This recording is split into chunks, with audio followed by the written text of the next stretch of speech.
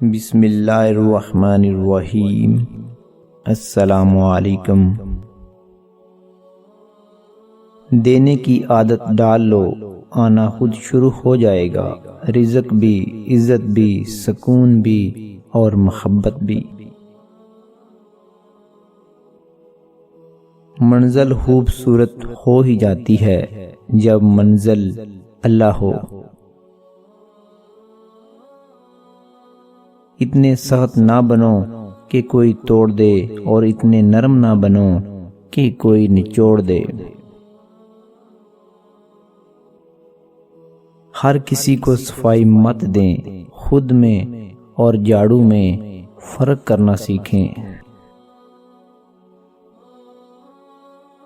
جب انسان لوگوں کی جگہ اپنے اللہ پہ آنکھ بند کر کے بھروسہ کرتا ہے تو اللہ اسے کبھی مایوس نہیں کرتا۔ درد دو طرح کے ہوتے ہیں، ایک جو آپ کو تکلیف دیتا ہے، دوسرا جو آپ کو بدل دیتا ہے۔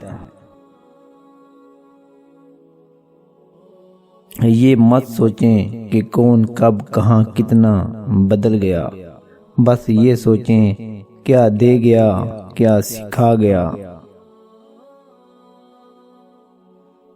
صبر کر بندے، مصیبت کے دن بھی گزر جائیں گے، ہنسی اڑانے والوں کے چہرے بھی اتر جائیں گے۔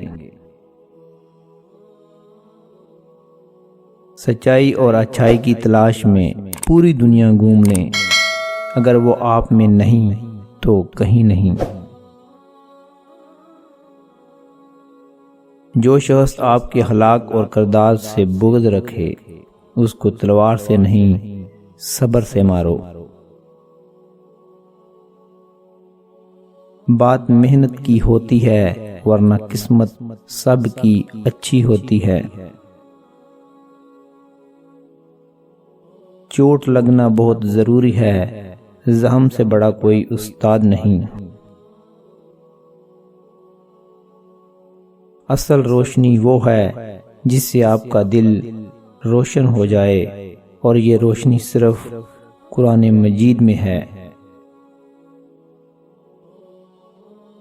میں جب بھی سورۃ یوسف پڑھتا ہوں مجھے لگتا ہے ہر خواب پورا ہو سکتا ہے، ہر بچھڑا ہوا مل سکتا ہے، ہر دعا قبول ہو سکتی ہے، ہر منزل پائی جا سکتی ہے۔ کیا حوصلہ افزا کلام اترا ہے اس مبارک سورت میں، جس کا آغاز ایک خواب سے ہوتا ہے اور اختتام اس خواب کی حقیقت پر۔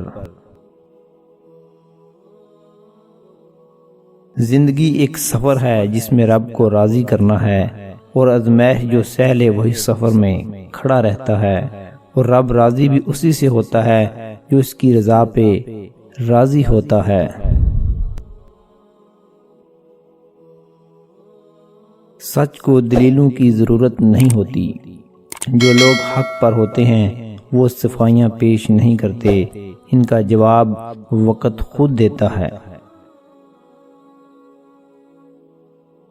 امید کیا کرنی غیروں سے جب گرنا اور چلنا ہے اپنے پیروں پر۔ دنیا کی ساری چیزیں ٹھوکر لگنے سے ٹوٹ جاتی ہیں، مگر ایک انسان ہے جو ٹھوکر لگنے کے بعد بنتا ہے۔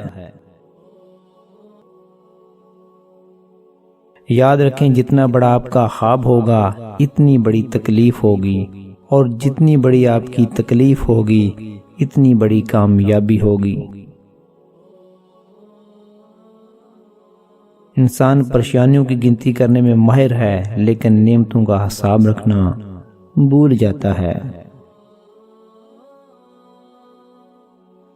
دل ٹوٹنے کا ڈر ہے تو دل اس سے لگاؤ جس نے دل بنایا ہے، بنایا ہے، بنایا ہے۔